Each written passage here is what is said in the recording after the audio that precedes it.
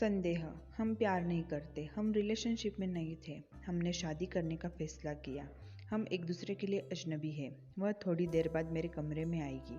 आज से यह कमरा हमारा हो जाएगा। आज हमारी सुहागरात है। कैसे होगा, क्या होगा और क्या सब सही होगा? इस विचार के साथ ही मेरे मन में एक डर भी है। वो कमरे में आ गई।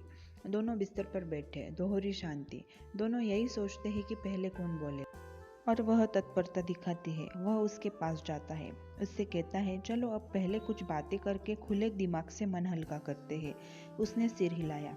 प्रणीत, मैं पहले भी एक लड़की से प्यार कर चुका हूँ और अभी भी कर रहा हूँ। उसका नाम पूजा है। मैंने अपने व्यवसाय और बाहर कामों में उसकी तरफ ध्यान नहीं दिया। वह मुझसे शादी करना चाहती थी, लेकिन उसकी और मेरी जाति अलग है, तो उसके परिवार ने मना कर दिया। वह एक रात अपने घर से जन्मदिन की पार्टी के लिए निकली, लेकिन सीधे मेरे पास आ गई। मुझे पता नहीं था कि मुझे क्या करना चाहिए। किसी ने उसके घर सूचना दी और घर ले गए। हमने एक दूसरे को फिर कभी नहीं देखा, कोई बात नहीं की, लेकिन उसकी अभी तक शादी नहीं हुई है। उसने मेरे लिए बहुत रिश्तों को मना कर दिया और मैं उसे यही छोड़कर तुमसे विवाह कर लिया। मैंने तुम्हें और उसे भी धोखा दिया। मुझे नहीं पता क्या करना चाहिए। स्वाति, मैं एक लड़के से प्यार करती हूँ। वह मुझसे 2 साल छोटा है। वह मुझे समझता है, मुझे समझाता है जो मुझे समझ में नहीं आता। मैंने उससे बहुत कुछ सीखा है।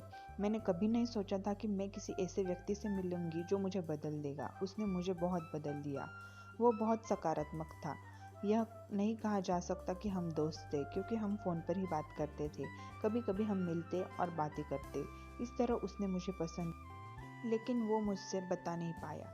लेकिन हर मुलाकात में मुझे उसकी आंखों में प्यार नजर आता था। मैंने उसका इंतज़ार किया। कभी न कभी वह मुझे अपनी प्यार का इजहार करेगा, लेकिन उसने कभी नहीं किया। और ऐसे में पता ही नहीं चला कि मेरी शादी कब तय हो गई।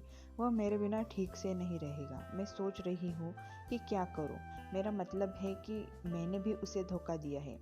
वो यह सोचकर रोए कि मैं उस प्यार को नहीं समझी।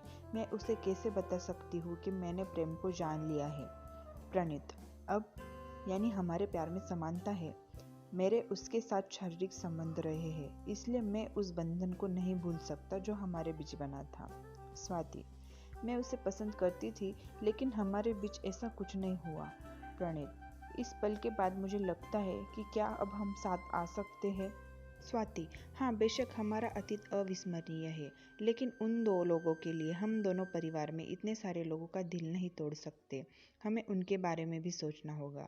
और हाँ, तुम पूजा से उतना ही प्यार करते रहोगे जितना मैं धीरज को जीवन भर करूँगी। और यह प्रेम मन के किसी कोने में हमेशा के लिए ही रह जाएगा। और हम दोनों भी प्यार कर सकते हैं। बातें शुरू थी, हम बात कर रहे थे आधी रात तक जागते हुए। फिर वह सो गई और फिर मैं सो गया। मन के सारे संदेह दूर हो गए, सारा मन मुक्त हो गया, बिना परिणाम जाने। जब मैं पहली बार सुबह उठा तो उसका हाथ मेरी कमर पर था और मेरा हाथ उसके हाथ पर था। हमने अपने अतीत का एक कोना अपने दिल में रखा और अगले जीवन के लिए एक प्यारी शुरुआत की। गाइज, अगर आपको ये कहानी पसंद आई हो तो लाइक कीजिए, शेयर कीजिए, कमेंट में राय ज़रूर बताइए एंड चैनल को सब्सक्राइब कीजिए। धन्यवाद। आपका दिन शुभ हो।